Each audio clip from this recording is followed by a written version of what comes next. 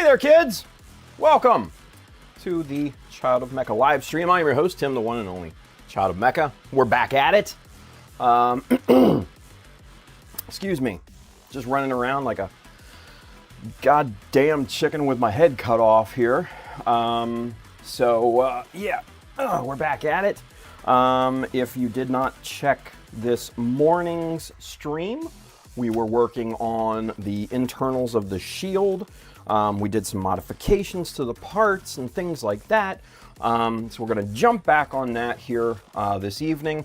I'm feeling a little bit in better spirits, because obviously if you weren't on this morning's live stream, the weekend was great. Got to spend it with my fiance, Renee, and we got to go to Amber's last production, Legally Blonde, and the kids did amazingly well. Excuse me. I got some really good pictures of the production and stuff like that. I'll probably post those on the social medias here, probably later or tomorrow or something like that. Because yeah, they did awesome. The show was really, really great. Super proud of all of them. The makeup looked amazing. Obviously, Amber being, head makeup artist and everything, her team did a great job. Got the last hurrah of her and her crew coming out on stage and, taking bows and everything. So that was really special. And then afterwards, all of the kids come out into the lobby, for like the parents and friends, loved ones, kind of meet and greet and everything. So Amber and her team came out and, chatted with me, Renee, my mom, and my aunt. We were all there and everything. And of course,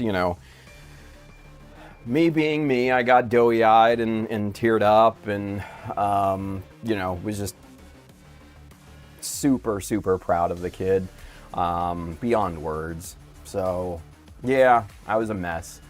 But, one step forward. She's got about 20 or so school days left, a little under 1 calendar month to go until she graduates. God. And that week, mark your calendars. It's going to be what is it? Let me check. I believe May. What is it? May 28th. It's the last full week in May. I will be an absolute emotional wreck that week. So mark your calendars and everything like that. Send out watch parties for me. All that good shit. So Renee will come up for that. We'll go to Amber's graduation on Thursday, and then that's all she wrote. And then she goes off to college in August. And then I'll be a real, just absolute wreck. So, yeah, it starts to step up in severity. So, but yeah, this morning I was kind of a little down in the dumps. Obviously, the always the day after Renee either goes back or when I'm visiting there, I come back here. It's always tough, It's just one of those things, one of those things. So, but I'm in much better spirits now. So, just had to wear off, had to take a nap, sleep on it, get over it, we continue forth. So, anyway, let's check in with the chat. Julia says, so Tim, oh boy. So Tim, will you do a live stream from the graduation? Probably not a live stream, but I will get pictures, and show you guys. I don't know if you saw the Instagram story that I posted last week of her and her, graduation gown and everything, but that got real, very, very fast. That got really, really real. So, yeah. Yeah. Let's see. Kenneth says, busy weekend. Yes. Yes, it was a very, very busy weekend. Yeah. Handren says he's doing push-ups right now. No, pull-ups. Get it right. Pull-ups. Ooh, no. Anywho. All right. So, with that being said, let's get back to work, yeah? 11:15. Let's go. Let's fucking go. All right. So, on this afternoon's live stream, I shouldn't say this morning because it was this afternoon for me, we did a little modification to these pieces here, and we basically shortened both of them, and that's kind of what we came up with here, or I should say what I came up with here, and really, really dig it. I like this so much better because it has some empty space. It has some negative space for your eyes to kind of rest, and it's not filled to capacity. More of an aesthetic, not a practical. Obviously these are just sitting in there, so they're not lined up properly or anything like that, but you get the point. And then what we did was we kind of lined up where this mounting point is. Essentially what I'm going to do is I'm going to remove one of these red bits, probably from the left arm. This is obviously the right arm, but here's the left arm. And what we're going to do is basically line that up right about there. And I think that'll be a really, really good location for the connection point. We're going to remove this. We're going to replace it with a couple magnets, a strip of plastic over that, thin strip of plastic over that to kind of hide it so we can somewhat replicate that same look. We'll paint this the same as on the other arm, so it'll camouflage really nicely. And then I went ahead and just glued together this block of plastic strip as a filler piece because there's a definite curvature to this arm, this armor here on the arm. So this is just a block of plastic strip that I glued together, 4 millimeters. Thinking there's maybe 7-ish or so strips in here, 7, 8 maybe, I don't know. It doesn't really matter, but we'll kind of shape this down to fit the curvature of the arm and everything. But first what I want to do is get it mounted kind of in here, and to basically form a transition piece from this piece here down into this piece here, right? So it's a bit abrupt between these two pieces, so I want this to kind of form that transitional piece in there, and once we get that on there, then we can go about shaving this down to fit within the armor itself and everything. So I think that is going to be the plan for this evening. So, excuse me, with that being said, what we need to do is we need to kind of figure out, and I just haphazardly, cut, this is, 2 centimeters, 20 millimeters in length. The last strip was a little short, so I saved that. I figure I'll just, right there on the top, that'll be part of the curve. But we need to carve this down to fit in here, and so that can kind of slot, within that. Now, one thing that I didn't check, which will matter, yeah, these little bits here, these are a little too wide for those little bits. So, not a problem. We'll carve this down, to make that fit. We'll make it work. All right, so, with that being said, let's do some figuring out here, especially with these two pieces. in this guy. What do we need to make everything fit? So we're gonna grab our 1, 2, 3 blocks to make this a little bit easier here. So kind of raise this up so I can see it a little bit better. And then so I can kind of get a flat look at this, you know, in profile. And that's about 1 millimeter. Because what I'm looking at here, excuse me, what I'm looking at is the height between this surface here, this, you know, kind of lowered surface here, and then the surface of this piece here. And that looks to be about 1 millimeter. Now, the only way to really kind of find out is to put a millimeter strip here and see if I'm correct or not. And that's a little bit less than 1 millimeter. Okay, so that's good. That lets me know a few things here. It kind of lets me know where on this block I need to carve, right? So let's see.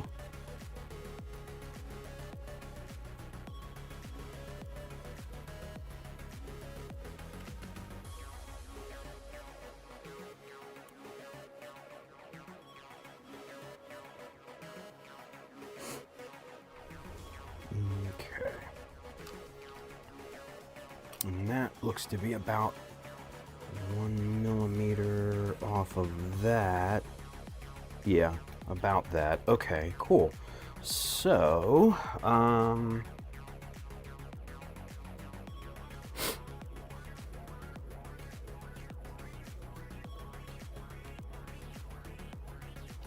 right. So what we're gonna do, line these up here, and basically just kind of feel our way through this and see how everything fits together. All right, so I like that position right there. So what we're gonna do now,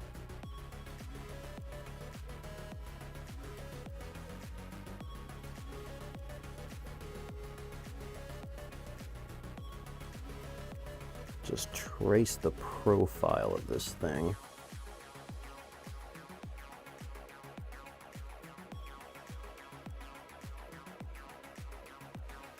Okay. All right. So we've got, let me kind of zoom in here a little bit for you so you can kind of see better. Let's get this in a position here. Here we go. All right. So basically what I've got is the profile of that piece right there. That's essentially where that's going to be, right? And then what we're going to go ahead and do is get rid of this bit right here. All of this. We're going to get rid of that. Because that'll get us kind of in position and in the shape that we need, you know, to kind of fit that profile there, right? Let's get on here. So, yeah, that's what we're gonna do right now. Alrighty then. So, what I think we can do. Let me see something here. So I have a sneaking suspicion.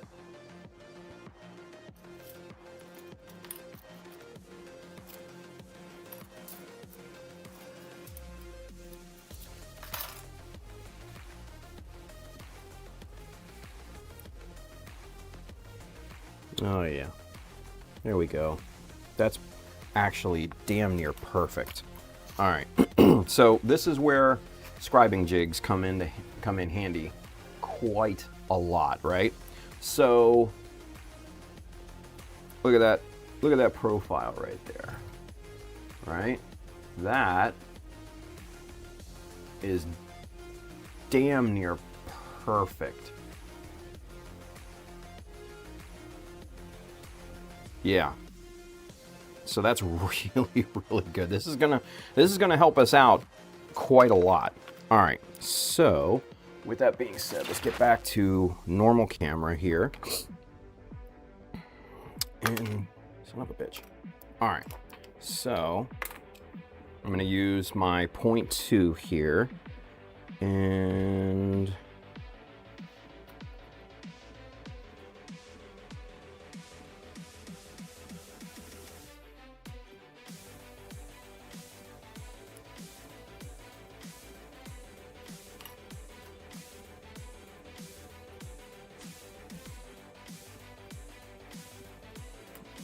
first things first, we need to strike this line here.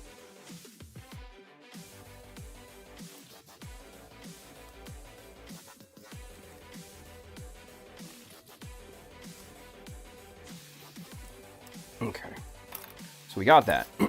Now, we kind of know where our chisel needs to stop.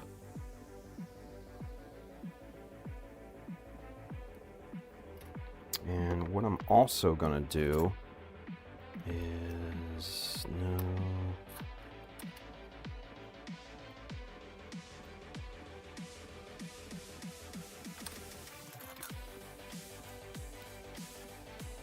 that's gonna be a 3. Yeah, okay. So I'm just gonna get this top line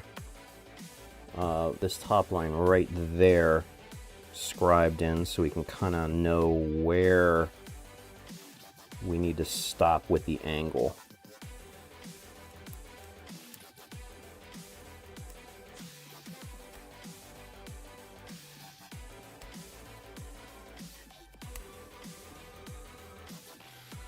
Okay.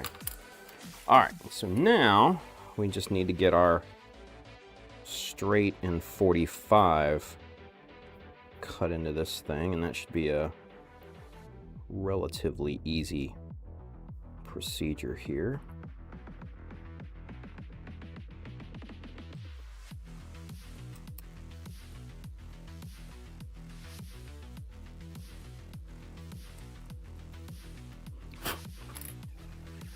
Connect these 2 points.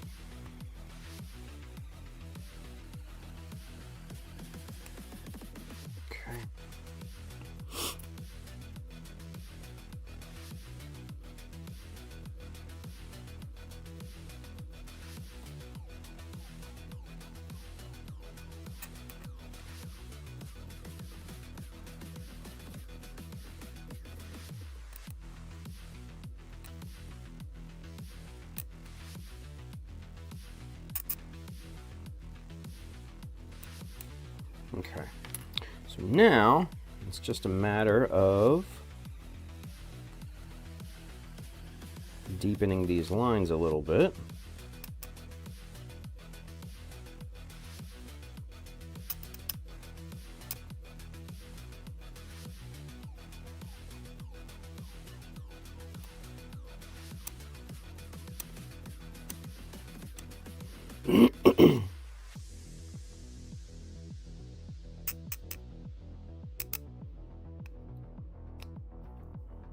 All right, good deal. Let's check to see how that looks. Oh yeah, that's gonna fit like a glove. That's gonna fit like a glove, you guys. I'm super happy about that. Super, super happy about that. Kind of stoked, if you will.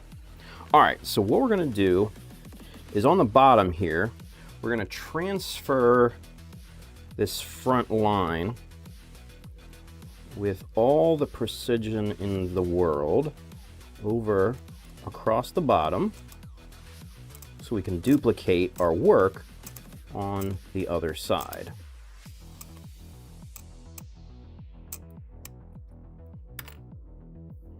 All right, so we've brought that line over.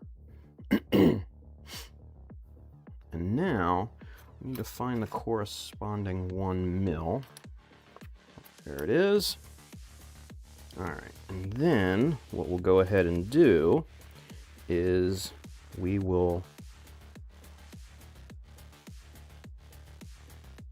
transfer our corner on the bottom here, because we're removing this bottom section, so it doesn't matter at all.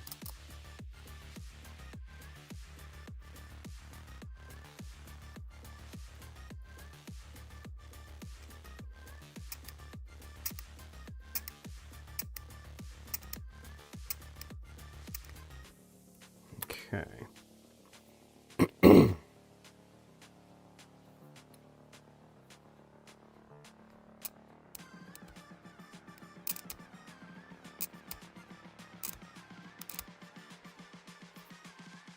Excellent. All right, so real quick.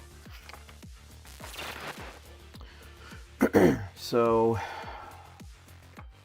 you can kind of see there the lines that we transferred over. These lines here are our corner points. So this is the lower corner, this is the top corner, this is the very front of that, right? So kind of that, you can kind of see how that transfers under, right? So now we have reference points to mark out on this side.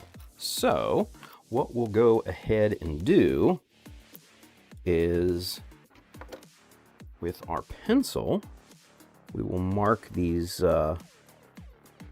lines here.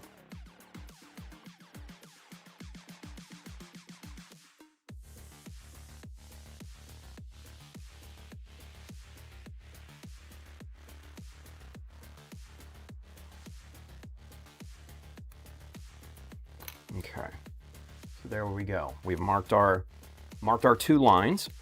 So now all we really have to do is line up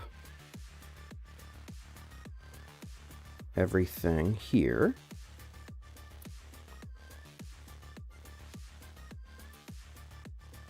Wait a minute.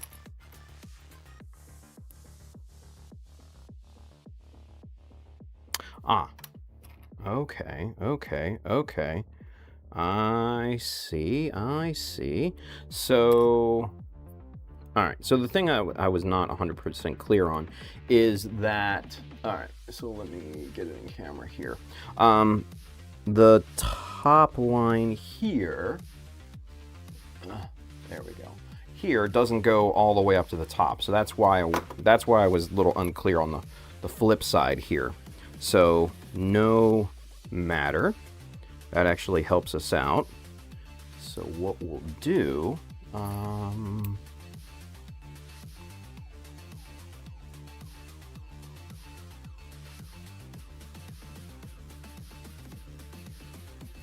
mark that. And then, let's see.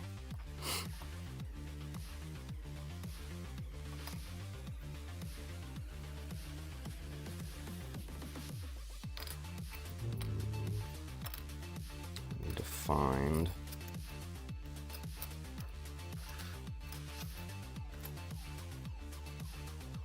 that ain't gonna work, that ain't gonna work, that ain't gonna work, that ain't gonna work. No. Maybe a 4? No. Maybe a 3? Yeah. Okay, cool. So what we'll go ahead and do now, so we've got our height of 3 millimeters here. We'll mark that across, and then now we have our duplicated side here. Okay, so one last thing we got to do is bring up the front line here. Let's go back to camera 2.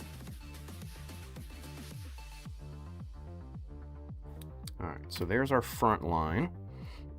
Now we have all of our points mapped out here.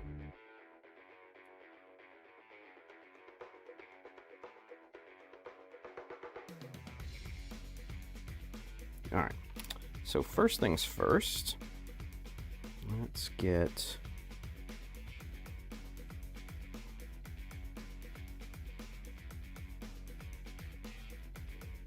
that marked there.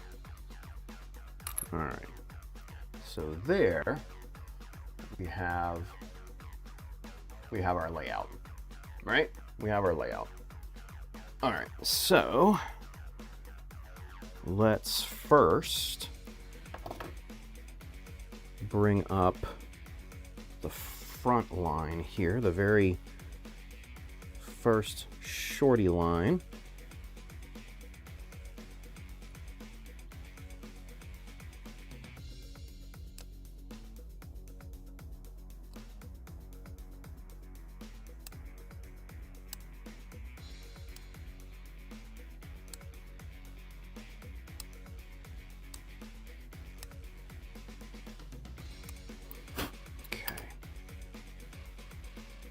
Good deal. So now we have a point for our chisel to stop at, essentially. And line this up properly, and we go to work. Boom.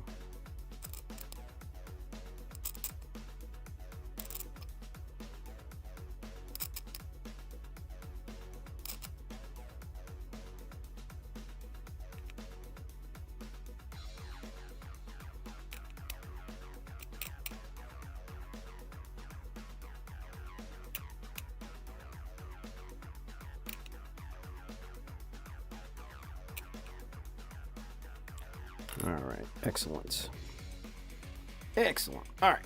So now we'll go back with our 3mm, and we're only going to use this portion of the scribing jig here, and we just need to run this last top line here.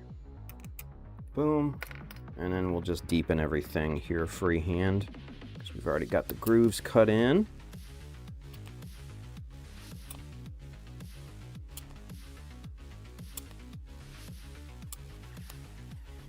And I love marking out, essentially these are going to end up being cut lines. I love marking out these lines and everything with the 0.2 because it's a really good size. I'm not risking my 0.15s that I use for, you know, actual panel lines. Come on. And when I do have to use an actual hobby saw, 9 times out of 10, the kerf or the thickness of the saw is 0.25. So that, you know, comes out real nice. Anywho, let's get caught up with the chat here right quick. Excuse me. Where did we go? There we are. Brandon says, I am so far behind. Gotta watch this morning stream to get caught up. What did I miss? Oh, dude, not too much.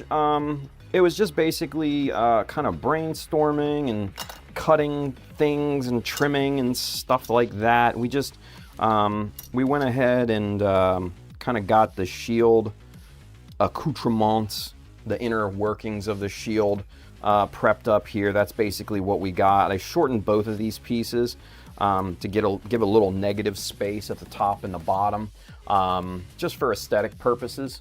That's it. Nothing really practical. So yeah, this is looking pretty good. Kenneth, he says, use sticky tape to hold in place. Oh, absolutely, I could. It just takes some time. Edwin's with us. Hello, everyone. What's going on, Edwin? Good to see you, buddy. Lorenz is with us. Evening, y'all. Oh, here we go. Here we go. Luis, Mr. Ultraman Dyna. By the way, Tim, I went and watched the last, Project Hail Mary. That was such a good movie. Yes, it absolutely was. I was telling Renee, because Amber and I went to go see it, right? Excuse me. And both of us were blown away. We had such a good time watching, Project Hail Mary and everything. And if you guys have not seen it, man, you are absolutely missing out. I don't say this lightly, but as soon as I walked out of the theater, that became one of my top 5 favorite movies of all time. It was that good. I love, the movies based on Andy Weir's books. I loved The Martian. Such a great film. And Project Hail Mary it blew it out of the water. It was so good. And not to take anything away from The Martian, because The Martian is a wonderful movie, but there's just something about Project Hail Mary that was just so good. It's a buddy movie. It's a sci-fi movie.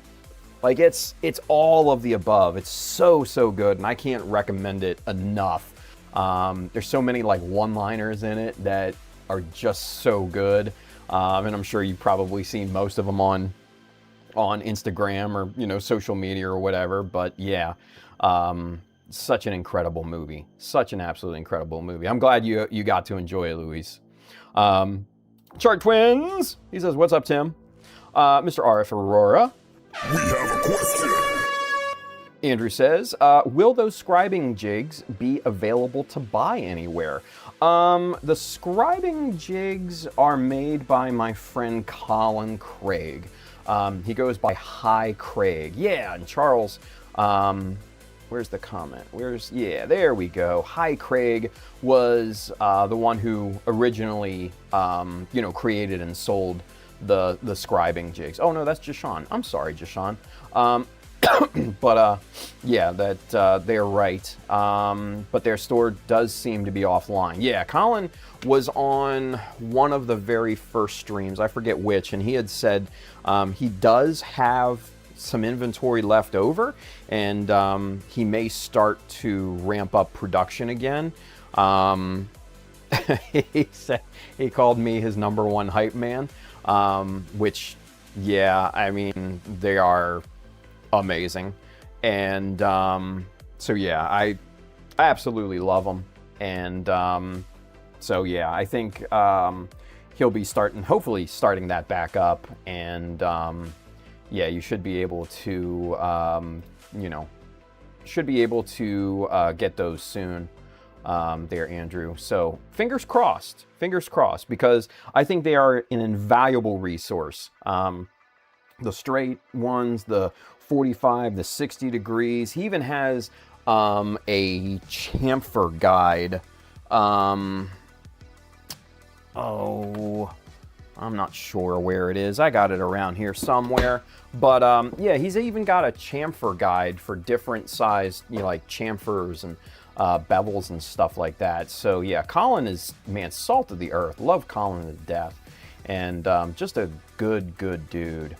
And yeah, if he gets that store back up, definitely go and support him, because yeah, he's doing everything by hand, packaging, printing the materials, all of that stuff. So yeah, wonderful guy. Love Colin.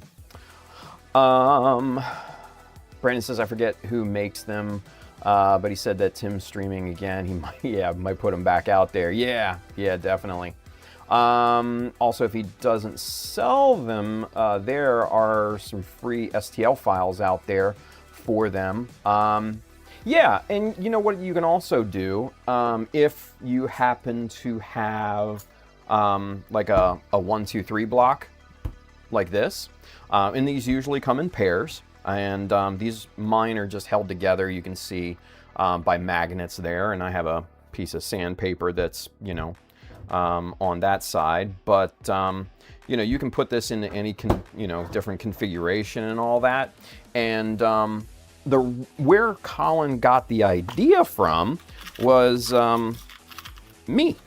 I made I made the, the scribing jigs kind of first, and then he took the idea and ran with it, with my blessing. But yeah, these are all the different size scribing jigs that I've kind of made over the years. Excuse me. And you can kind of see here, like especially with this one, different angles and stuff. And like this one was kind of like my first foray into a 45-degree angle and all that. And this one here was a 1mm scribing jig, because what I went ahead and did was, glued, took a strip here and then a 1x1mm strip, so that way I knew this was exactly 1mm and it would duplicate on both sides. This is a 6.3. That's just the width of the strip that I had. And yeah, you can make different style scribing jigs. Like this one was for the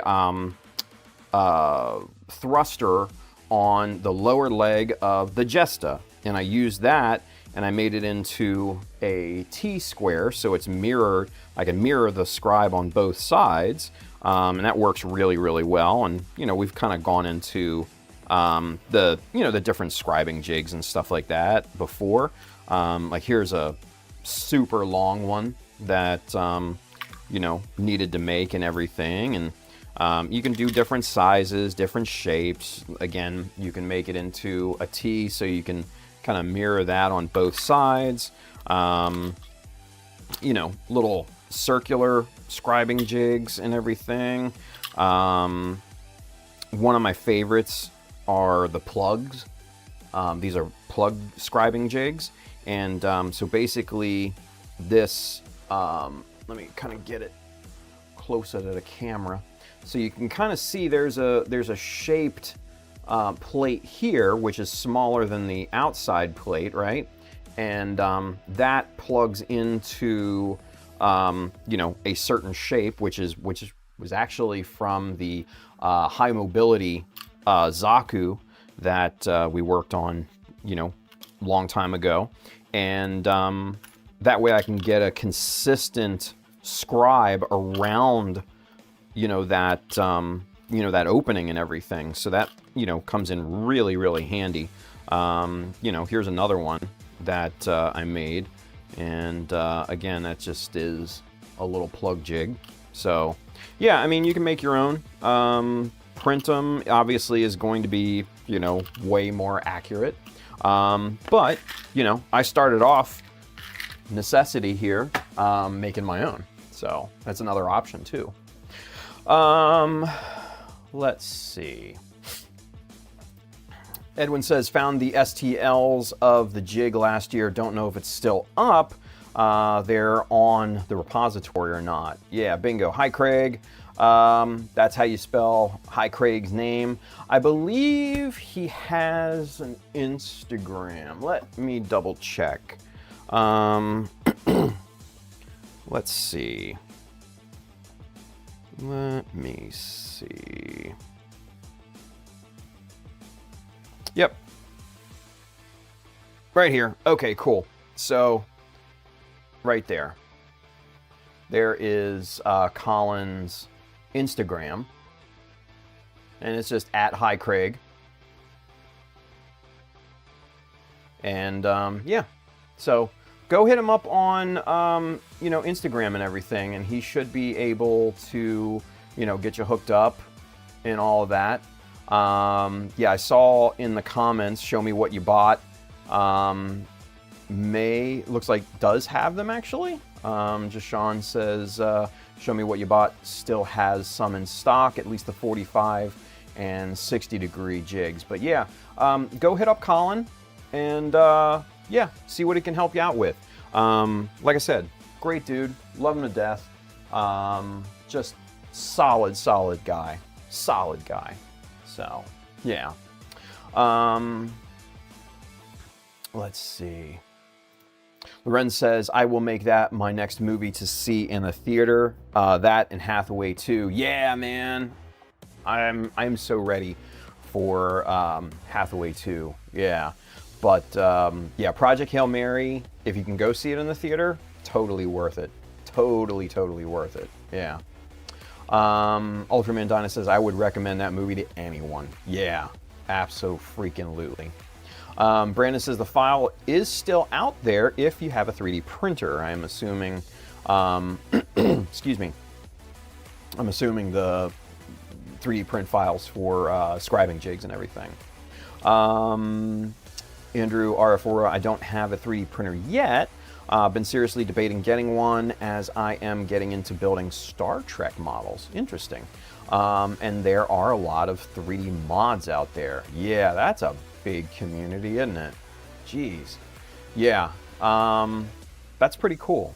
I'm into Star Trek. I'm not like a Trekkie, but like I watch the shows and stuff like that. Like I grew up on The Next Generation. Like that was my jam. Growing up, I loved The Next Generation. And I'm super into Strange New Worlds. Love that show. So, yeah, Star Trek is fun. Star Trek is fun. Brandon says, RF Aurora, look on Marketplace for a used Bamboo A1. I've seen them as little as $200 with AMS. Don't know what that is, but I'll take your word for it. Julia says there is a Project Hail Mary podcast audiobook read by Ray Porter that my wife said is so much better than the movie. Oh shit, now I gotta check that out.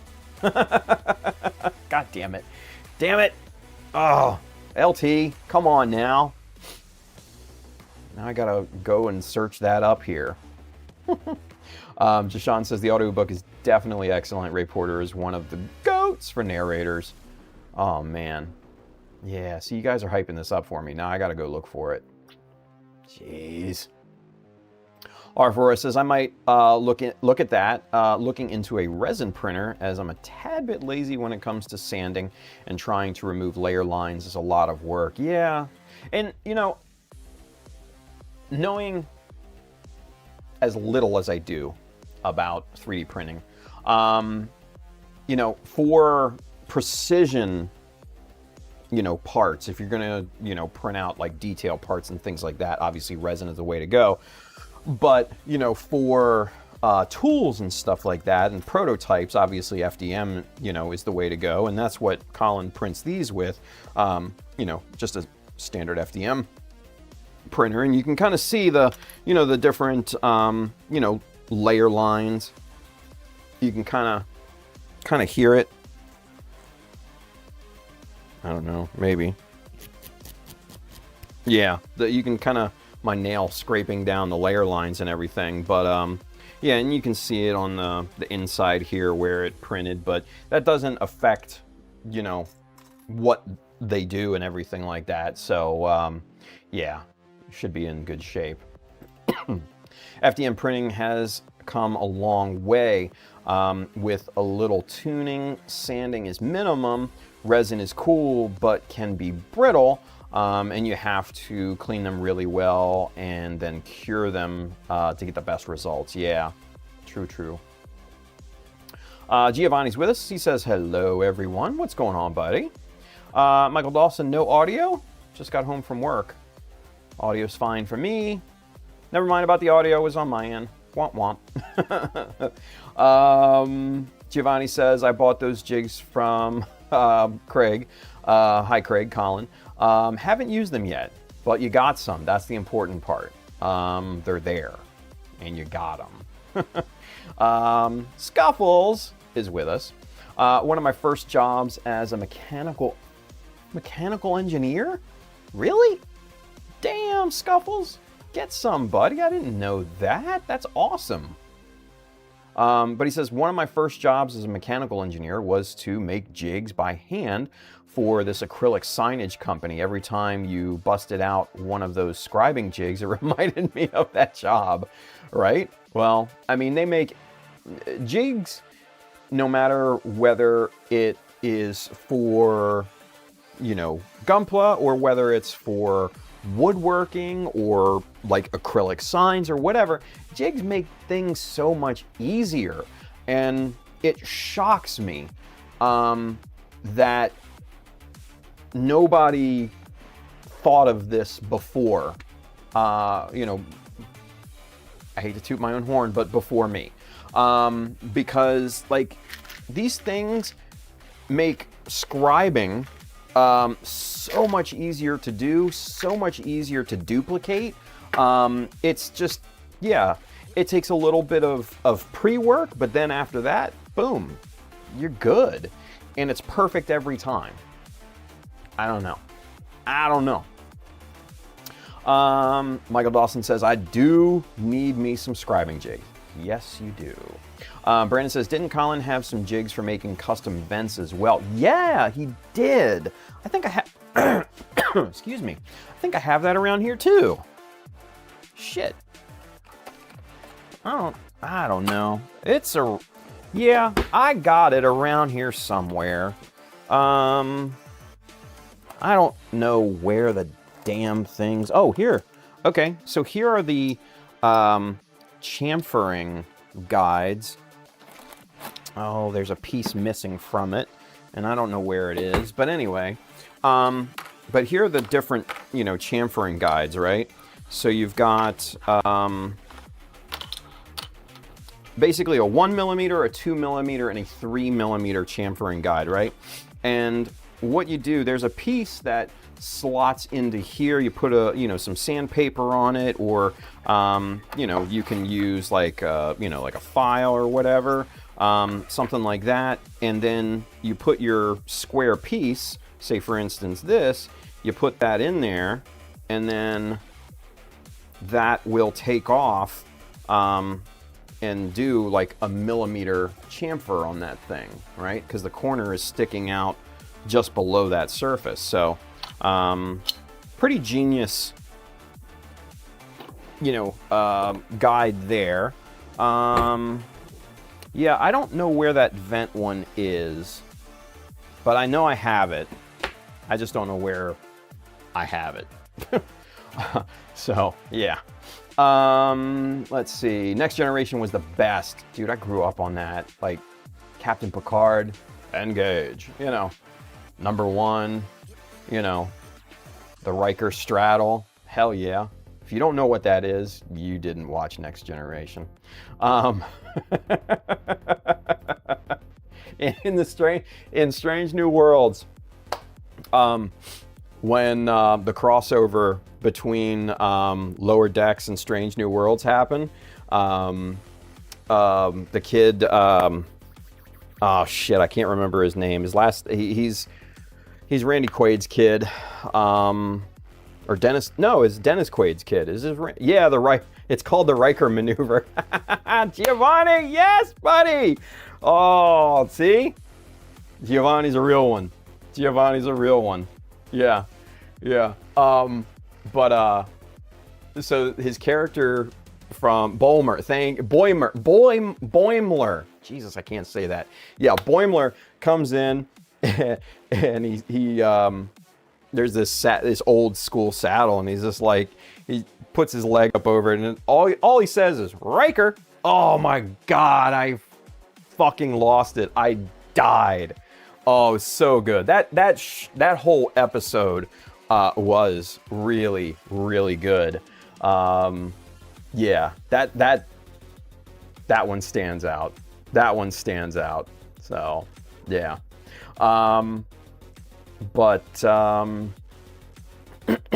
Let's see. Greg Blair, he says, I have an FDM printer and I'm building a custom Mandalorian outfit. Dude, what? You did not tell me of this? This is the way? Edwin says, as of right now, if I can redo it all over again, we'll buy the FDM 3D printer instead of resin. Much less hassle and cleanup while operating the printer. True. Giovanni says, since you guys are talking about 3D printing, if anyone can hook me up with a mega size Zaku sniper rifle, let me know. I will pay to have it printed. Hell yeah. Brandon says, I think resin printers have a place. They are fantastic for minifigures and if you need super high fidelity for casting purposes, but I agree, FDM is easier. Hell yeah. There he is. It's called the Riker maneuver. My God, it's so good. It's so good. Edwin says, yeah, both of them have their own forte. You just need to know which one you need. Absolutely. Mr. Chris, Ranger Chris is with us. Resin has its place, as does FDM. It comes down to how you plan to use it. Absolutely. Speaking of sci-fi, have you watched Andor? Oh my God, yes. Watched it as it aired, season 1 and 2. What a great fucking show. My God, just outstanding. I mean, that is probably Star Wars at its best without the, without the space magic. That was, yeah. I mean, that Andor, if you have not seen it, again, highly, highly recommended. Just incredible. Both seasons are insanely high quality. And honestly, one of, if not the best monologues by Stellan Skarsgård, his character. What is it? Lewin Rail? Is that his name? I think that's his name. Anyway, that part where he's just like, what do I sacrifice? Everything! Like, oh my God, that gave me chills the first time I saw it.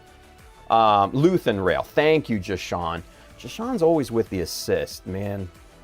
Like Scottie Pippen in here. That's good shit right there. Thank you. Yeah, Luthen Rail. Yeah, man, that Stellan Skarsgård monologue, like, I'll play it every now and then, and it just hypes me the fuck up. I don't know about you guys, but woo, that was outstanding. Outstanding. Louis says, dude, Andor is the best Star Wars TV show. Yeah, 100%. Just like the movie Rogue One. Yes, Rogue One was excellent as well. And I know this may be a bit of a hot take, and I know probably some of you will disagree highly with me, but I absolutely love Solo as well. I thought it was really well done.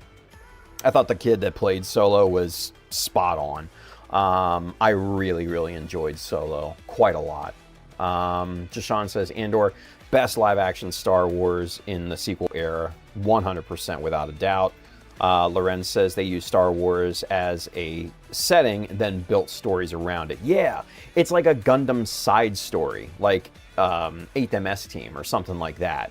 Like it didn't focus around the the space magic and everything, but you still felt it was part of that world. Yeah, such a good job, man. Such a good job. Gragma, he's with us over there. What's going on, buddy? He says, I have an FDM. I printed 2 wall mounts for 2 kits. Great value if you find your niche. Man, 2 wall mounts. That sounds fun, dude. That would be really cool. Probably with the, the stand mount and everything like that. I've seen people do that, and that is just really, really cool. Lorenz says the whole manifesto Nemec did was great too. Oh yeah, I always forget about that because, excuse me, Luthen's monologue always stands kind of head and shoulders. But man, Nemec's manifesto was, yeah, really freaking good. Really, really freaking good. Brandon says, I haven't watched any of the newer Star Wars movies / shows. Feel like I'm the only one who hasn't. Yeah, dude, that's like, that must feel like someone who's never watched Game of Thrones. You know what I mean? Like, you're left out of so many conversations at that point. And you're just like, you're like that John Travolta meme from like Pulp Fiction where he's just like, You know, I can only imagine. I can only imagine. Giovanni says Andor is really good, just as Star Trek Deep Space Nine was good. Yeah, you know, dude, I tried to watch DS9, and I made it through a few seasons, and from what I've heard, it just kept getting better and better and better, but I could never finish it. I could never finish it. Maybe I'll go back one day, but I could never finish DS9. I don't know why. I think I was so used to watching, you know, Star Trek shows and movies happen on a ship where they're, you know, flying around different, you know, planets and shit. But it was just like that one setting where they were kind of not necessarily locked in, but contained. I don't know, man. It didn't hit for me. I tried, like I said, I think I gave it like 2, maybe 3 seasons, something like that, and I just fell off. It was one of those things. Brandon says the Gundam wall mounts are sweet. I don't think my wife would let me mount Gundam all over our bedroom though. Oh yeah, that may be weird. If you have a spare room, like a studio or something like that, then definitely, but yeah, maybe not in the bedroom. Brandon says, also never watched Game of Thrones. Oh my God, Brandon. Come on, buddy. Come on. Ay. Michael Dawson says, I can't find my hobby saw, but I found my sledgehammers. Hey-o. Scuffle says, Darmok and Gelada Tanagra. God, yeah. Great, I'll be saying that line from TMG all night in my sleep now, right? You know, mind you, that was a great episode. It wasn't up there for me. I don't know why. The one where, the one that really hit, the one that I really enjoyed was, Picard, where he, got hit by that kind of weird alien light thingy, and he lived like an entire life in a dream, and he woke up, you know, when he died in that, you know, dream, he woke up and he was back on the Enterprise, and they were like, yeah, you've only been out for like 5 minutes or whatever. That one hit hard. That was so emotional and so good. It was great storytelling. And I can only imagine that. That was, oof, yeah. That for me was probably my favorite TNG episode. And then obviously the Borg episodes were like, oh, amazing. Jashawn says to Brandon, bet there is a show / book series that you are passionate / stand for, like others do. Yeah, absolutely. Everybody's got their own thing, you know? Everybody's got their own thing. Brandon says, Michael Dawson, I bought a hobby saw set from Temu for like $2 and it rocks. So if you can't find yours, check out Temu. Hell yeah. Let's see, not really. With 3 kids, 9 and under, I watched little kids stuff all the time. Oh, jeez. Julie says, I have not seen Game of Thrones either. Oh my God, both of you. You're killing me. And Lorenz. Oh, killing me again. And you call yourself nerds. Come on, you guys. Gragma says, I have them on my office. In fact, my wife is now asking me to print something for her to have her stuff in the living room. That's freaking cool, man. See? When the wife approves, it's easy. It's easy. Nice. Let's see. Giovanni says, what about Yesterday Enterprise? Oh man, I am not good with the episode names, Giovanni. What was that? I assumed that they went back in time. Was that the one? That wasn't the alternate reality where the Enterprise was a warship, was it? Or was that the one where they went back and they were basically on the Enterprise, the Kirk Enterprise and everything? It's been so long, too, since I've seen the episodes and everything.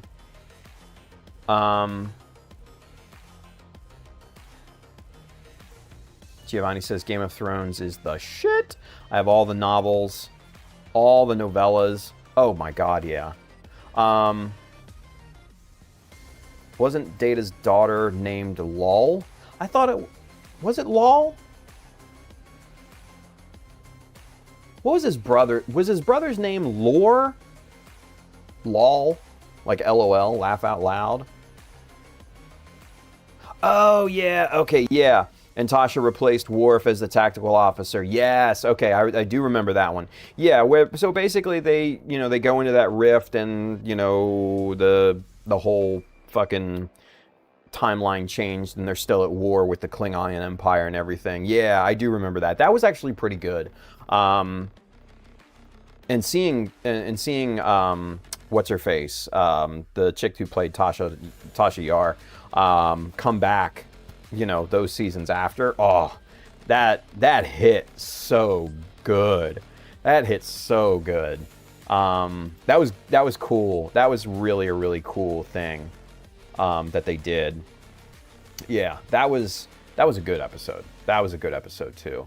I do like, what was it? I think it was around it was either the cliffhanger of season 6 or season 7, where Picard got abducted by the Borg and he became Locutus and all of that.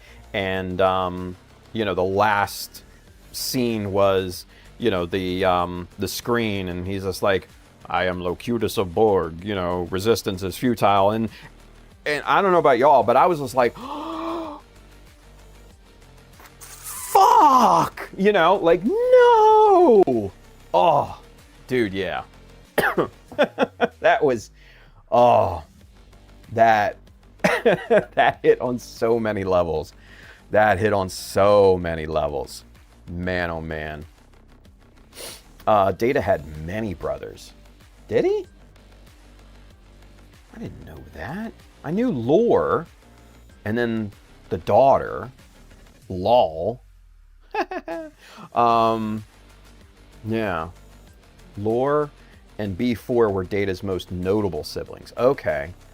So Singh, I guess, created many other models. Yeah. Henry says, is my chat coming in? Yes. Yes, it is. Louise says, A Night of the Seven Kingdoms was a good show. Yes, it was amazing. I actually like A Night of the Seven Kingdoms better than any of the other Game of Thrones shows. As classic as Game of Thrones was, it shit the bed in the later seasons, unfortunately. And then House of the Dragon is awesome. I love it, love it, love it. But man, there's just something so endearing about the Dunk and Egg series, the relationship between Dunk and Egg, that is just, it warms your heart. It's so wholesome. So, yeah. Brandon says, haven't seen anything in a while, but see it now. Yeah, exactly. And Handren says, thanks. Giovanni says, the only gripe I have with TNG is the Worf is the weakest character. He got beat senseless by the Ferengi, but he's supposed to be their strongest fighter. Right? Yeah. He's supposed to be a badass Klingon. Plot holes. Night of the Nine Kingdoms, right? That was so great. So great. Yeah, I can't wait for the next season. I can't wait for next season. And it might be a while, but still. Yeah. It's such a great, great show. Absolutely love that show to death. It's chef's kiss. Absolute chef's kiss. All right, back to work. Here we go. We've talked enough. Let's get this going here, shall we? All right. So now to make this cutting easier on myself, what I'm gonna do is I'm gonna take this section out in pieces, right? Excuse me.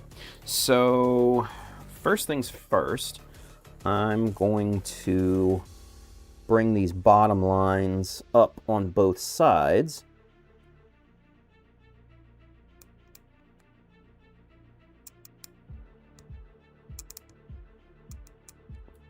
And then I'll cut these blocks out.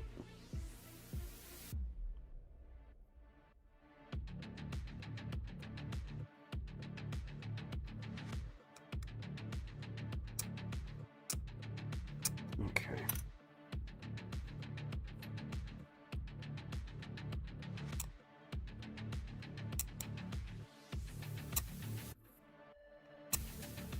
Get up, sir! Get up! Oh, man. So good. That show is so good. Yeah. And my absolute favorite character from the first season was Lionel Baratheon. He stole every scene he was in, especially in the last episode when he told off the maester, and he's like, the maester's like, it's beyond my ability, and he's like, an itchy asshole's beyond your ability, fuck off with you, witch. Holy shit. When I watched that, I had to rewind it several times and just watch that scene. Yeah. Yeah, that was so good. So freaking good. And right after that bit, where he was talking about Baelor Targaryen, and that whole kind of speech was so impassioned. He's just like, you know, we fought for you. Harding, Beesbury, the Apple Boy. Fucking the Apple Boy. Oh, how do you come back from that? The Apple Boy. But, you know, the Apple Boy had the last laugh in the end. He married the redhead and had a son. At least he thinks it's his.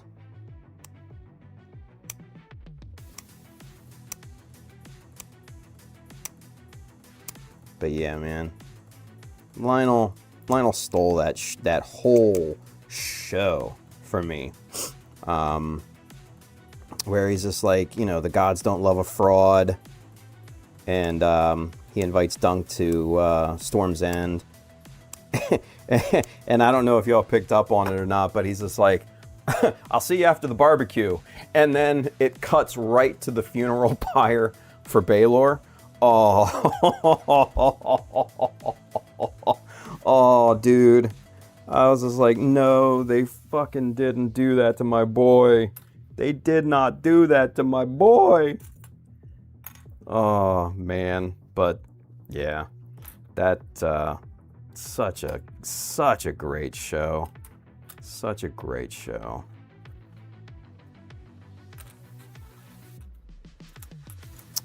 Oh, where'd that 3 go?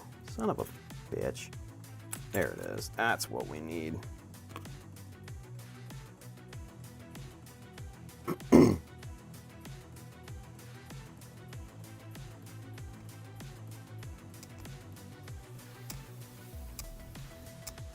There we go. I'm just transferring this line to the back here.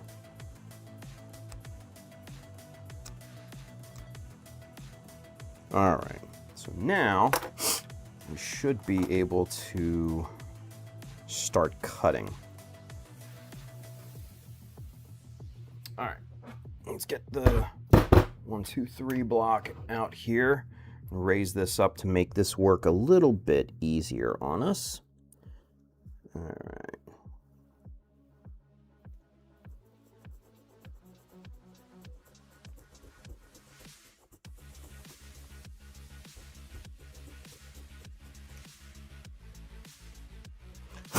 And we kind of did the same type of procedure on the early show.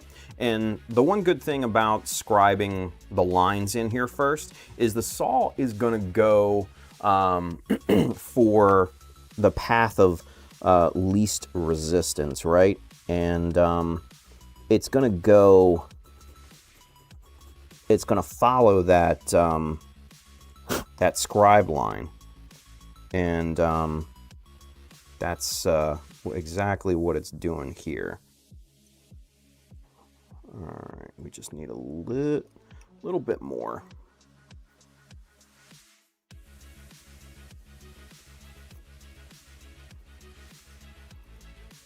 There we go. Good on both sides. Excellent. And we just basically keep moving down the line here, and we cut down to our scribe line, and that looks good on both sides. And now the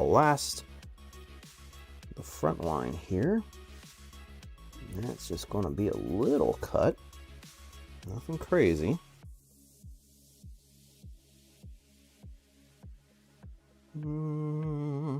Just a wee bit more.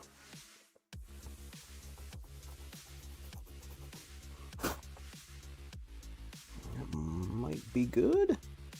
Let's see what we've got. Good enough. Doesn't have to be perfect, just good enough. All right, so now what we've basically done is we've made essentially relief cuts down the length of this thing, right? So now we'll start to cut horizontally. So for that, we're gonna position this way.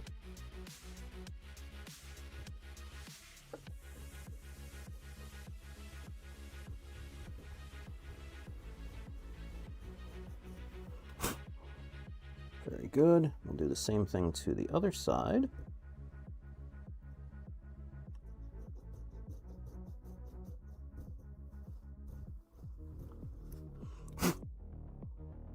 Very nice. All right, so now we've got a nice kind of groove to let this saw ride in. And a little, boom, there we go. First piece is out. And now what we'll do is just kind of flatten this out here a little bit.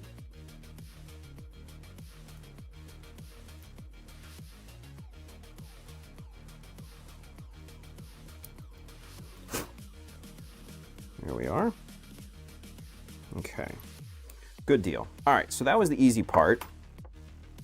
Now, this next section, since it's on an angle, it will be a little bit trickier, but we've made our relief cuts, and now we want to just kind of deepen these scribe lines on the side here, just to make sure when we go to cut this little piece out, it doesn't take any unnecessary plastic with it.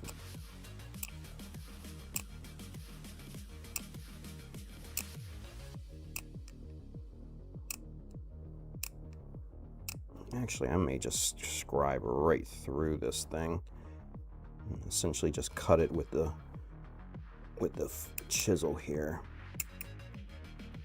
Make it easy.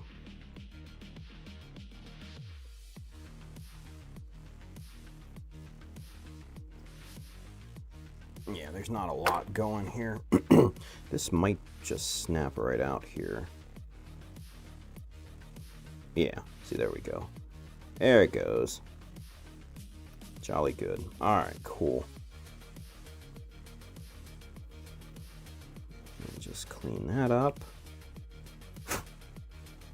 Very nice.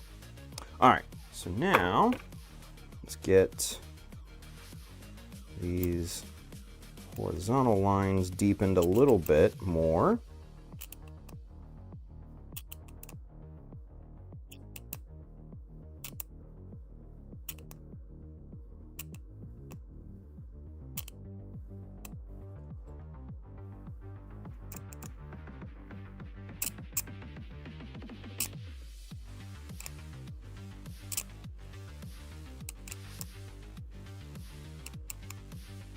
Okay.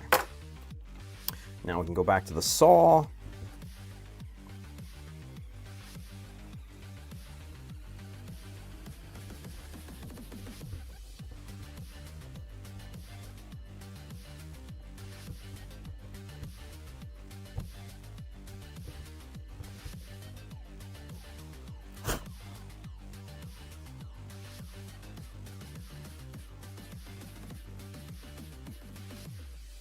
Come on now. Yeah, gripping this piece is not exactly the easiest thing to do.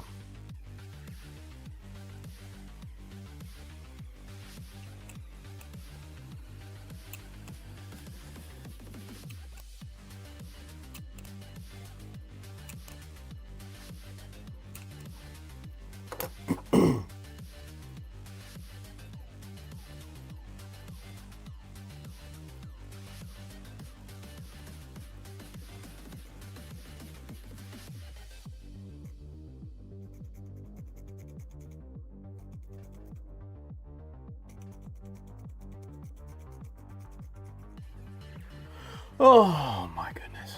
All right. We're getting there. We're getting there.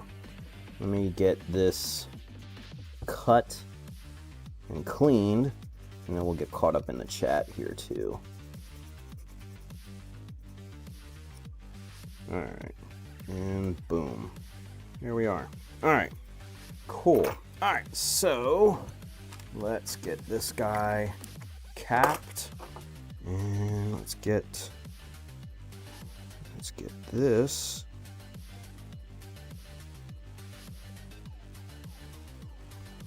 cleaned up.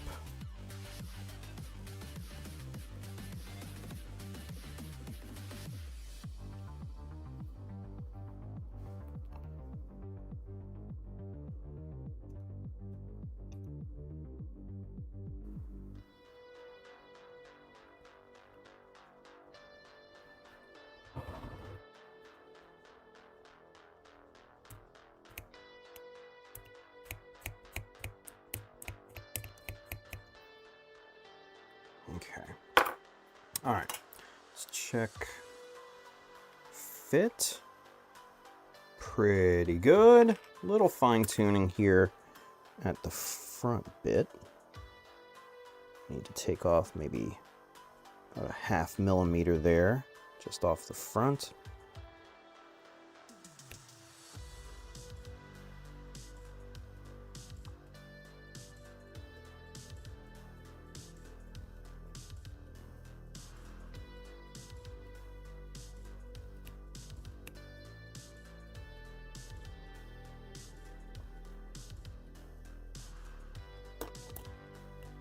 Okay, let's check that here now. Not bad, not bad, not bad at all. All right, little fine tuning to go, but son of a bitch. Little fine tuning because there's a bit of a gap between these two surfaces here. So we're gonna have to lower this surface on the block a little bit. Not a big deal. So far, though, the shape of it is perfect. Really, really, really happy with how the shape is coming along. Now, let's do that, and then what we'll do right kind of there. So that gives us enough material there so we can, you know, make that curvy connection there really, really nicely. So that'll be good. All right, let's go ahead and get caught up with the chat first before we get too far. Excuse me. Ugh. Anyway. Whew. Excuse me. All right. Where do we leave off?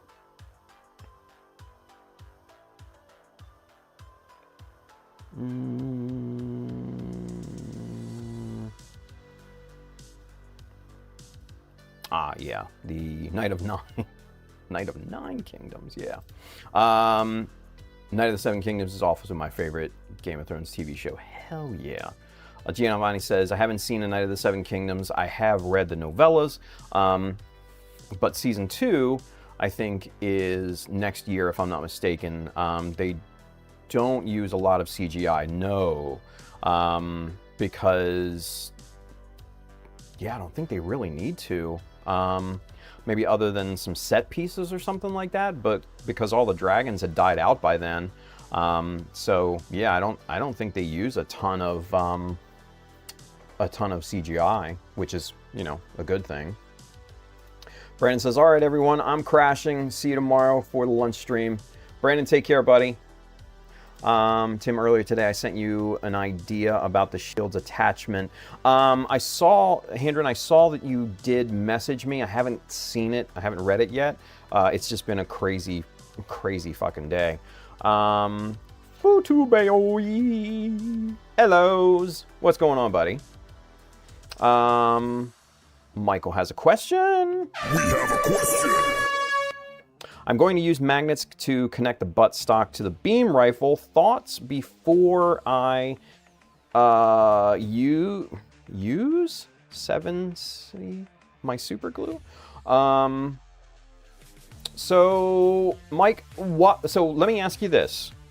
So for context for everybody else, Mike asked a question on the lunchtime stream today because what he wants to do is take the Jagan rifle and make it a little more Gundam Alex rifle-ish.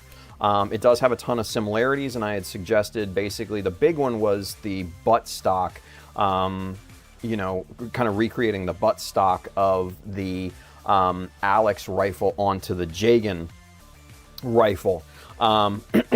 Excuse me. And then, you know, cutting the magazine at an angle as well. Those were the two suggestions that I made, but I think the buttstock is going to get them 95% of the way there.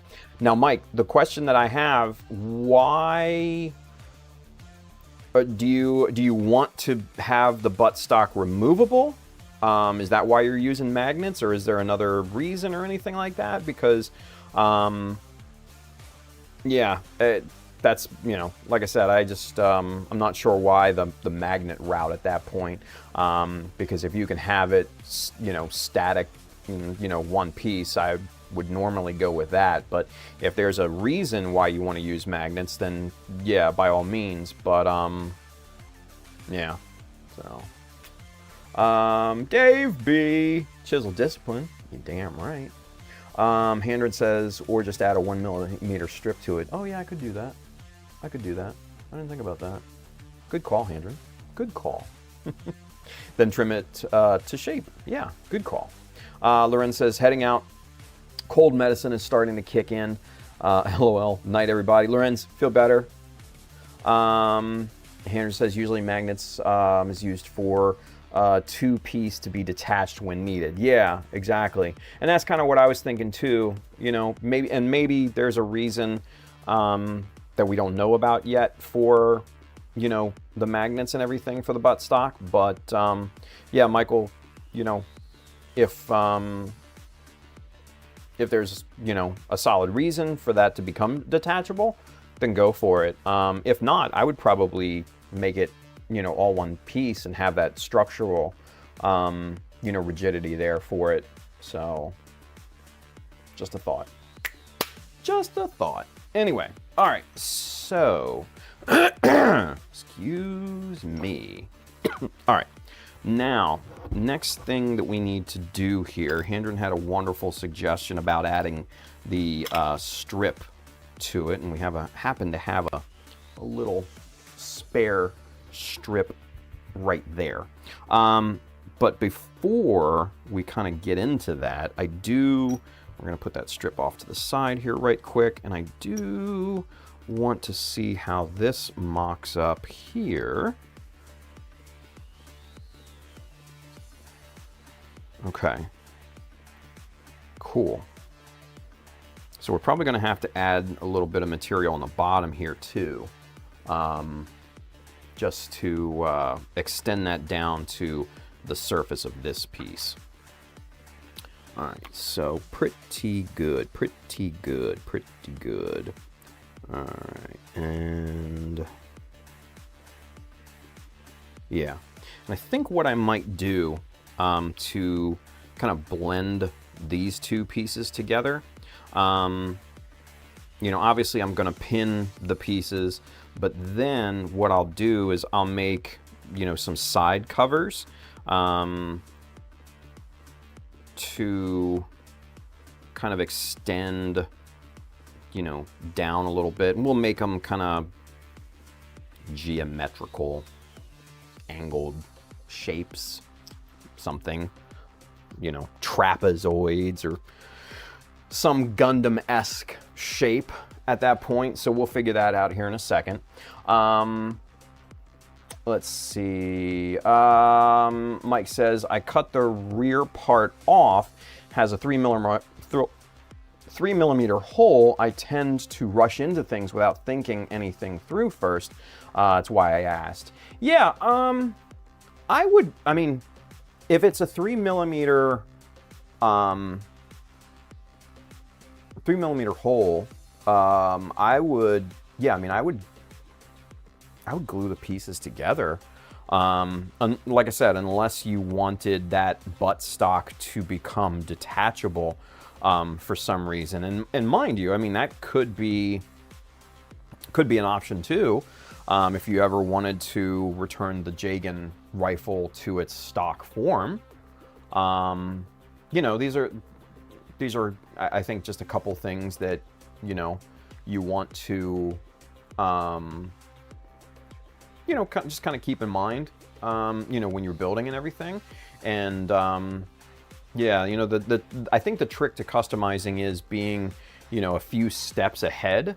It's like a chess game, you know, because, like, for instance, with this, I know that I'm going to end up pinning this to, you know, these two parts together, and I know I'm going to have these side pieces here, and like Hendren mentioned, we need to glue in a little filler strip there, and I'm going to need to glue in a little filler strip down here to come down, and then also too, we're going to need to have enough material to shape this fucking thing to the curve of the forearm armor there too. So yeah, these are all things kind of when you get into start to customizing and things, you kind of have to think, you know, a few steps ahead. So yeah. Hendren says, I'm reassembling the old Master Grade Zeta Gundam. Ugh. Freaking ABS plastic, no fun. ABS isn't, in my opinion, ABS isn't a big deal. The Rizel inner frame uses a ton of ABS, and I quite like it, if I'm being honest. You know, gluing limitations and vulnerabilities to thinners aside, just the density and the smoothness of the plastic, the ABS itself, I kind of really like. It cuts like a dream, especially with, you know, the hobby knife. It cuts like butter. It's great, especially, you know, removing nubs and everything like that. So I'm not too opposed to, you know, the ABS, but the old 1.0 Master Grade Zeta was absolute shit, even when it came out way back in the day. Yeah, it was bad. Bandai swung for the fences, and they pop-flied it. Let's put it that way. It was bad even back in the early 2000s when that thing came out. It was just, yeah, really, really bad. Barack, what's going on, Barack? Hopefully Iris is with you too. Kisses and hugs to everybody. Another special kisses to my boy Andrew and my Shifu child of Mecha. What's going on, buddy? Nice. Oh, Luis. We have a question. A question. What is the difference between ABS and PS? PS stands for polystyrene. That's the majority of plastic that goes into scale models. Pretty much everything you see here is polystyrene. Polystyrene is, is usually fairly soft. It doesn't have a huge amount of structural strength in, kind of these thinner applications. ABS is stronger for that. Polystyrene doesn't have the vulnerabilities to thinners and solvents like ABS does. If you get ABS, really saturated with a solvent, then ABS will become brittle and break. It's really, really bad in that case, especially with like enamel thinners, mineral spirits, things like that. Those are really kind of a death knell for ABS. It becomes brittle and just breaks easy. Even worse than, polystyrene that you've seen, people flood with, Tamiya panel line thinner and stuff like that. ABS is even worse. It'll just crack and crumble into a million pieces, and it's not good. Now, mind you, if you spray, like the hobby primers and stuff over that, and you coat the ABS completely in that, it's perfectly fine.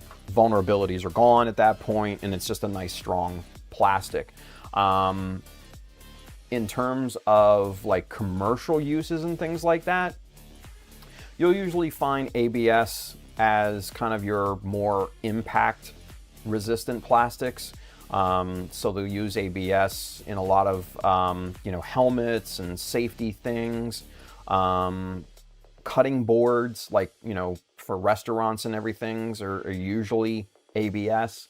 Polystyrene you'll find in, bottles and things. What is this made from? Okay, so this is high density polyethylene, this bottle here, probably because of, solvents and everything like that. Yeah, polystyrene has its places. Plastic plates, bottle caps, things like that are sometimes made with polystyrene. It is a very, very good general plastic, basically, which makes it perfect for models. But yeah, ABS is more kind of your heavy structural plastic. So yeah. But good question. Good question, Louise. Yeah, true. Using Plastic Magic makes it better. Yes. Because Plastic Magic,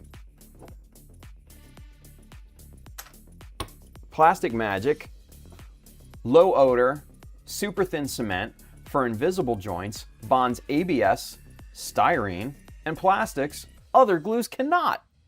Heyo! And it's funny. When I went to glue this, I actually used Plastic Magic to cement all these pieces together, because using super glue, it would have gone too quick and it would have kicked and everything, and I needed time to position and all of that. So yeah, I used Plastic Magic for that. So Plastic Magic is such good stuff. Henry says, ha ha ha, it was and still is. That was my first Magic, the master grade back in the mid 2000s. Oh my God, I'm so sorry. That was your first taste of master grade. Oh, Jesus. Well, if you can survive that, Handren, you can survive anything at that point, I would say. Barack says, yes, Iris is here as always. We're a big fan. Aw. See, I'm a big fan of you guys. See, you don't know that, but I'm a big fan of Barack and Iris. Just fucking sweet ass people. I love Barack and Iris to death, man, you guys. Some point we got to meet up.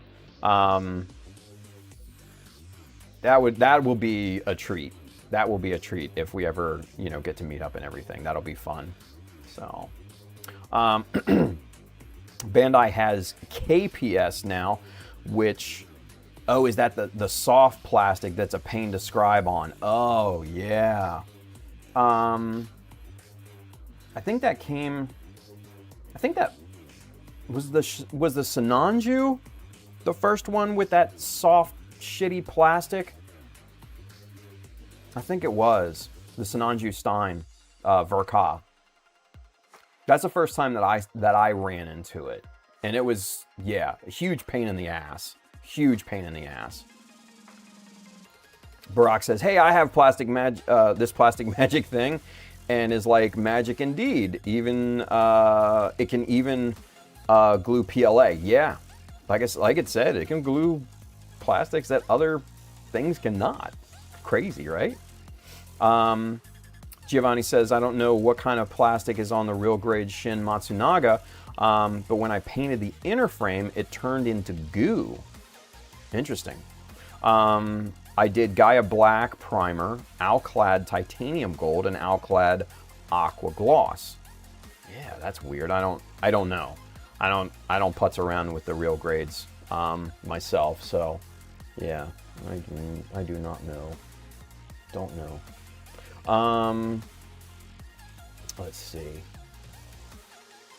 Barack says, only needs to cover the ABS with some layers of something that is not mineral spirits like acrylics or lacquer. Yeah, exactly.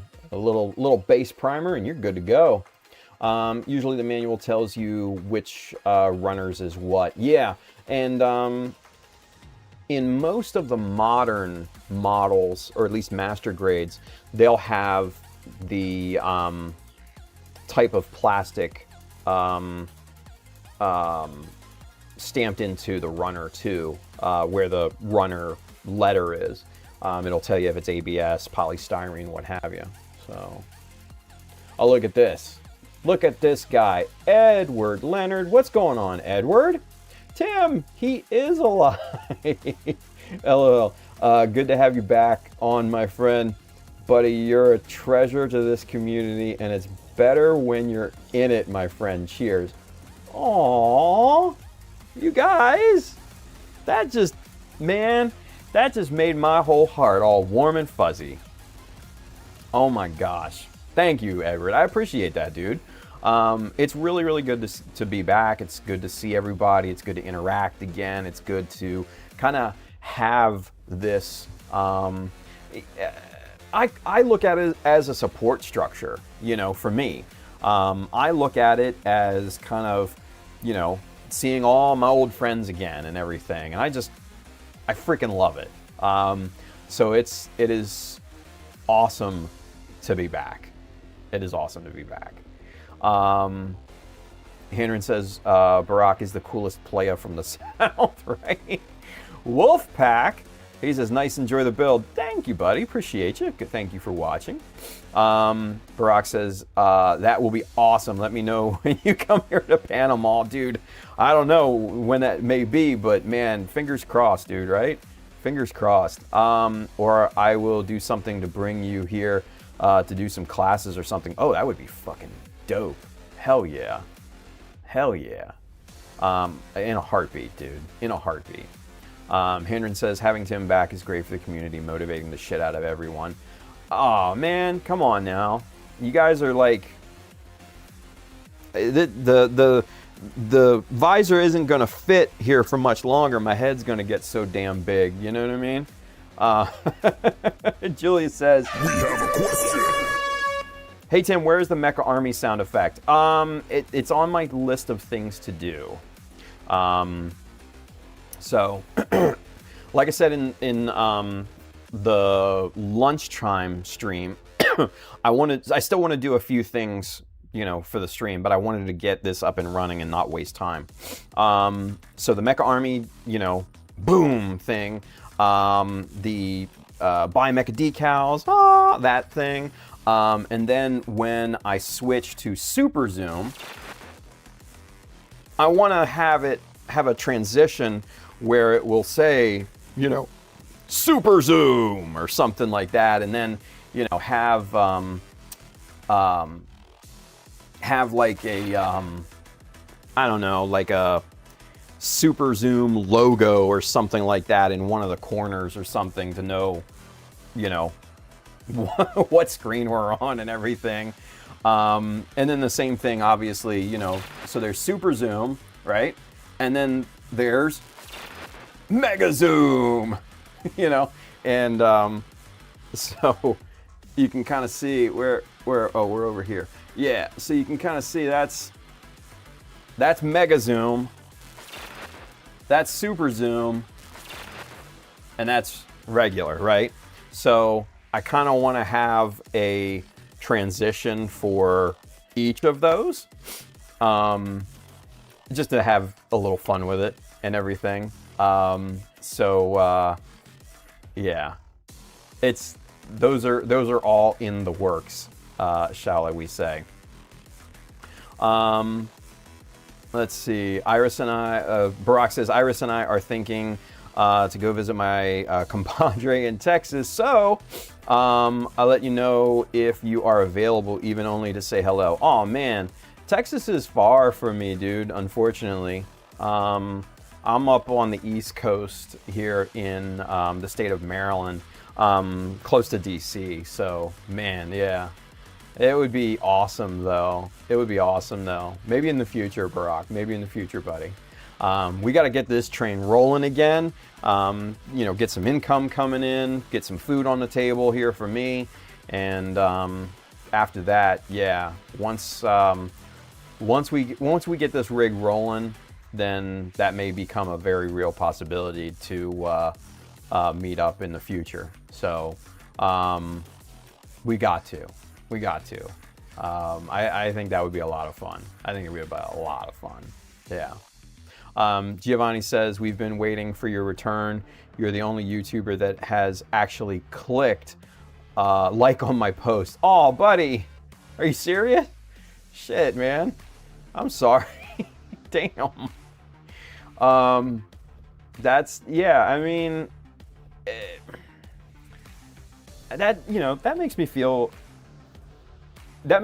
bad in a way, because the way I look at it is that if someone takes the time out of their day to join on the live stream or comment on a video or something like that, I try my absolute best to, you know, hit like, hit reply, hit something, some sort of interaction.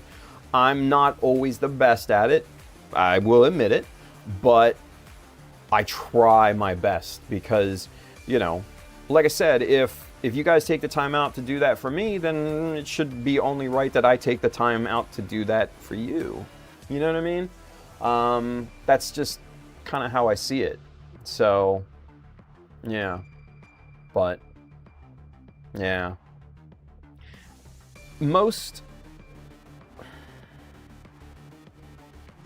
I probably shouldn't say that. Let me rephrase it. Most other YouTubers, not all, most other YouTubers are usually only in it for the views, the engagement, yada, yada, yada.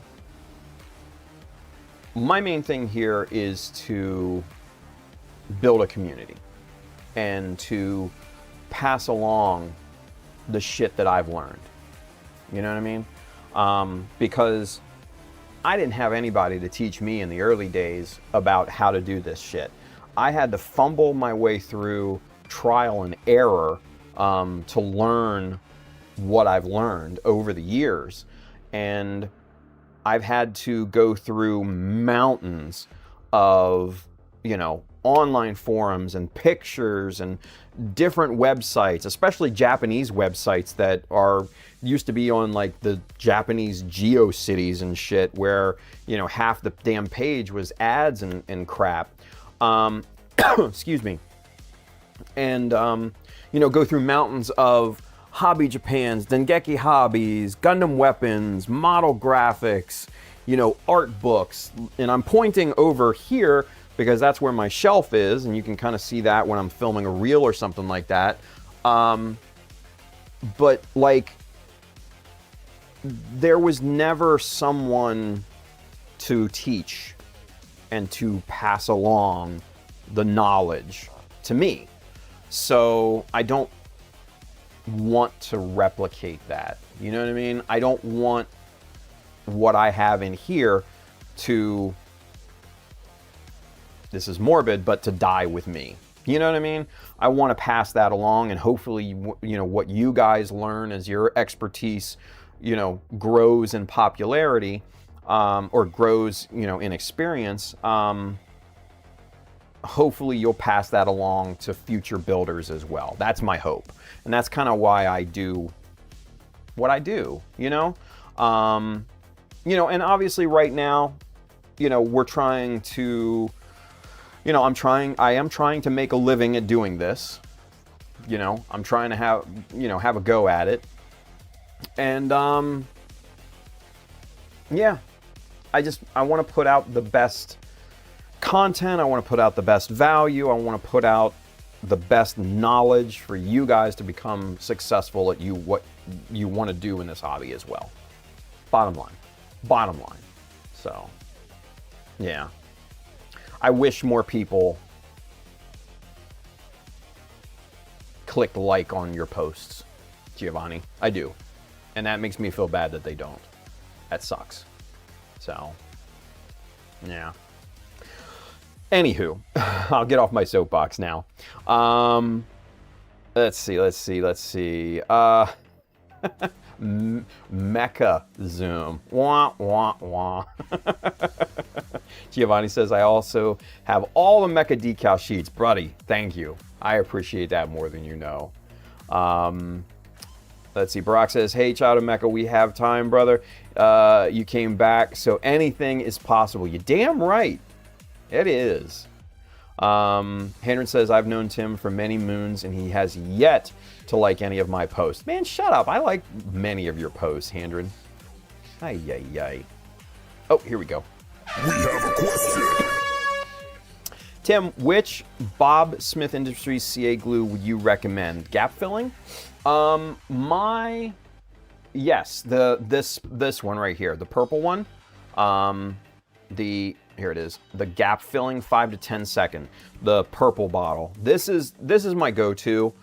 This is what I use the most. It's perfection, in my opinion. This and their kicker, their accelerator, which I've transferred into this little needle bottle, which is highly recommended because that spray bottle is crap. But yeah, those two together, winning combination. So yeah. Barack says, hey, who don't have all the Mecha decals in the near future, Tim needs to do, it went away, needs to do a special icon for all of us that has all the collections, right? Oh, man. Hobby Link magazine. Hobby Japan. Did I say Hobby Link? If I did, my bad. Rundus, what's going on, buddy? He says, it's heartbreaking seeing Gunpla builders with high followers sub count only collaborating with other builders high follower sub counts. Yeah, I mean, you know, it is what it is, you know? It is what it is. Now, mind you, there are some, you know, YouTubers, especially like Zach. Zach's a buddy of mine. Zach and I have kind of come up, you know, together in the social media thing and all that. And I knew Zach before he even started YouTube. In fact, I gave him the idea to kind of do like almost pre-reviews, like mini reviews before the full-on review. Yeah, I mean, I've seen his channel grow from nothing to, you know, 100,000+ subscribers like it is now, and then working for USA Gundam Store with Adam and everything. So Zach is really, really good people. Love Zach to death. You know, he came out to GBWC with me in 2019 and filmed the whole thing, and that was amazing. And go check that out because that is a treat. I think there are like 4 parts to the GBWC experience, he, you know, he didn't have to do that. He just did. Now, mind you, he wanted, you know, to do the content for his YouTube channel as well, but you know, he didn't have to come with me, you know. So that was really kind of touching that he did that. That was the first time that I met up with him, and yeah, the kid is just solid. Love that kid to death. He's really, really good people. Yeah,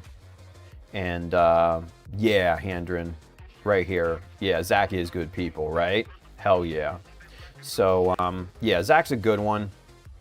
Some of the other ones I could give a shit about.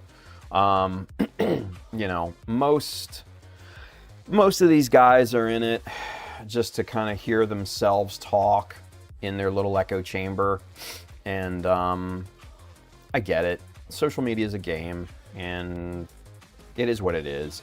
And up until now, I was never really focused on like numbers and metrics and things like that. But now that I'm trying to make this kind of be my career, I am forced to, you know, kind of be cognizant of metrics and KPIs, things like that. And mind you, it's not new to me because being from a marketing background and things like that, I'm well familiar with all of that stuff. So, you know, it's the melding of two worlds for me. But yeah, I'm never not going to deliberately look over somebody's comment or, you know, or anything like that. You know, I'm still just a regular dude, you know. Let's see. Hendren says the only source we had back in the day were Japanese hobby magazines and forums. Yeah. Kids nowadays are spoiled to shit, and yet hardly any talent except for hoarding new kits. Whew, wow, that's a take. I don't disagree, but yeah, that's a take. Barack says, I had nothing. I live where, according to America Godzilla movie, only has nuts. Wow. Jesus Christ. He says, Handren, you saw the movie. I can tell you're a man of culture. Jesus Christ. Oh, man. Michael Dawson says, my one and only sketch pencil, and I can't find it. Well, isn't that always the case, though? I mean, it's never there when you need it. Handren says, Tim, get you the display needle applicator. They are much smaller in size than that pink one that you got on the container. Oh, no, that's a cap. Oh, wait a minute. Are you talking about the needle? Yeah, okay. I think you're talking about the actual needle, not this thing. This is a cap. So there's the needle. Yeah. I mean, it's fine for my purposes. I don't use a lot of it, so, you know, little dab will do you. Let's see. Yep, Zach is good people right there.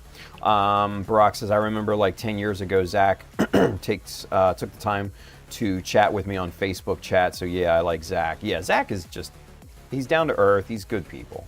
Like Handren said, he's good people. Man, the amount of Gundam knowledge Zach has in his brain is amazing. Yeah, I mean, he's been doing this shit for so long, and he's very, very intimate with, you know, the models and the production aspect of things and all of that. So, yeah, he's got a lot to offer. Let's see. Barack says, I was nobody. Well, still am. Aw, Barack, come on, bud.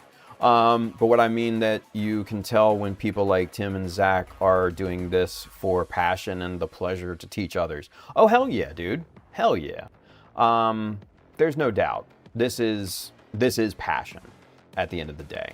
So, yeah. Life Death, what up? Has a question.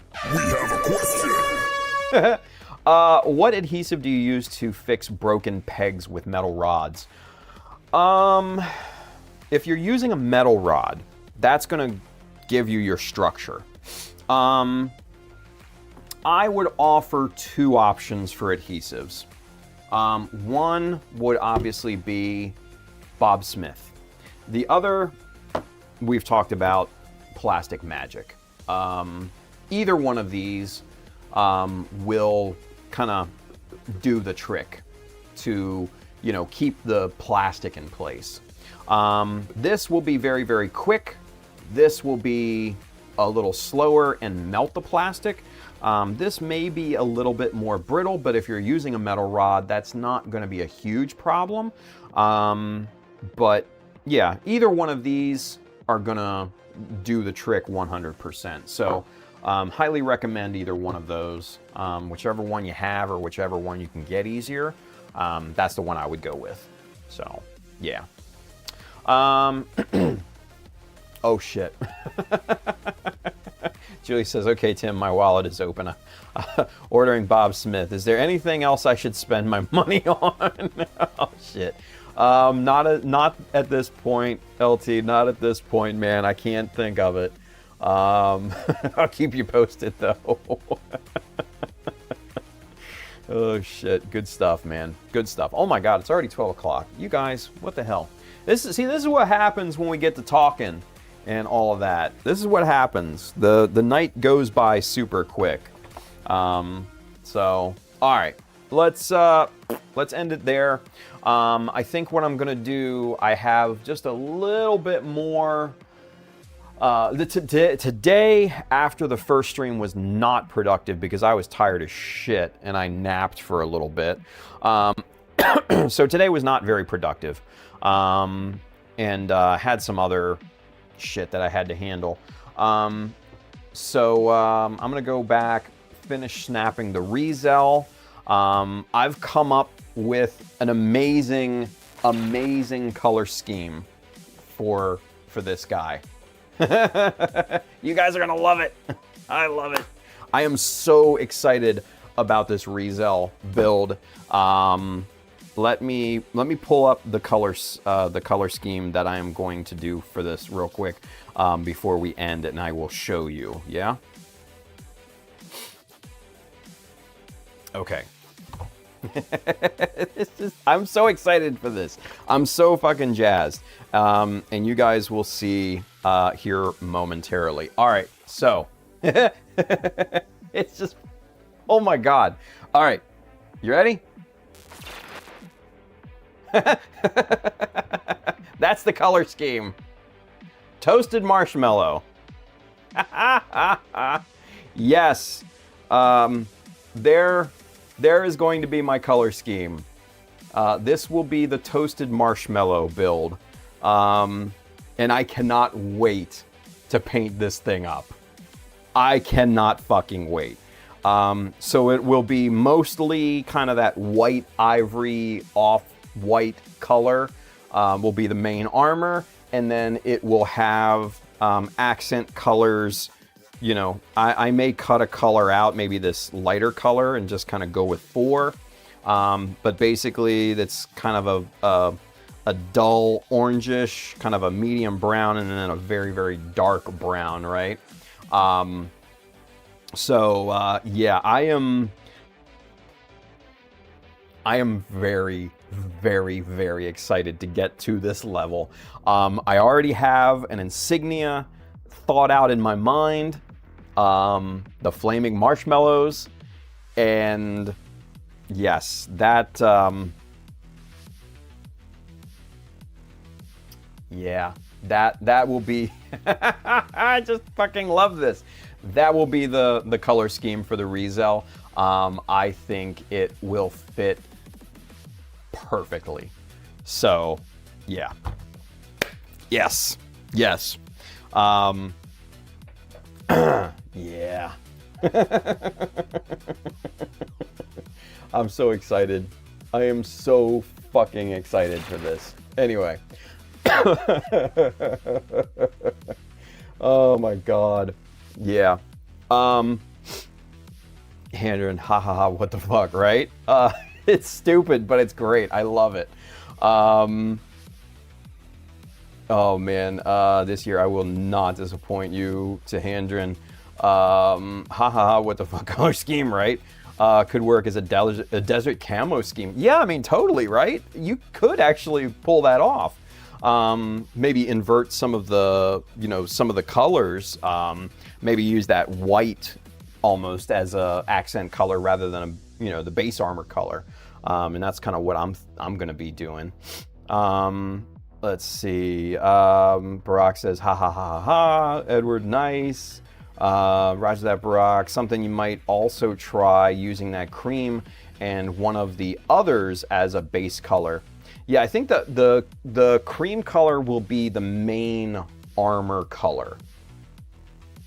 And then there's, the Rizel has the darker navy blue, and then the white thrown into the mix and stuff like that. So yeah, that's gonna probably be the direction that I'm gonna go into. And then paint over it. There you go. Giovanni says, I'll get back into modeling again once the NBA playoffs start to thin less games. There you go. Let's get it. Let's get it. Let's see. Brock says, Handren, the last project that I was working like 4 years ago, it was a Hyaku Shiki Master Grade, stripped all the gold to paint it in a better gold, but so many years, all the paint's just dried up. Oh, that's terrible. Just add some thinner to them. He should be good. Life Death says, I missed you answering my question. Sorry.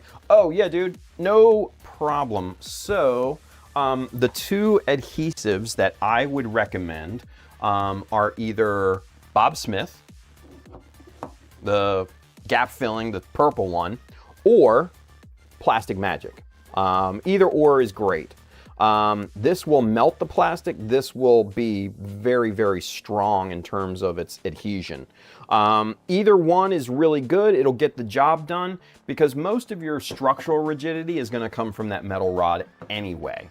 So you just need the pieces to hold together to kind of keep that metal rod in there. So yeah, either one is good. Whichever one you can get your hands on, or if you have already, that's the one I'd use. Yeah. Handren says, Tim, what's the plan for the Rizel? Big diorama? No. Simple base. Simple base. Probably just a simple standing base. And that'll probably be it. I do want the Rizel to be kind of a quick hitter, just so that, we can kind of move on with the off-stream builds and stuff. So, yeah, that's kind of the idea anyways. Excuse me. All right. Michael Dawson. All right, I'm off to bed. Good night. Night, Mike. Chris says, more use it as an underlayer color, so as to get the subtle tonal differences.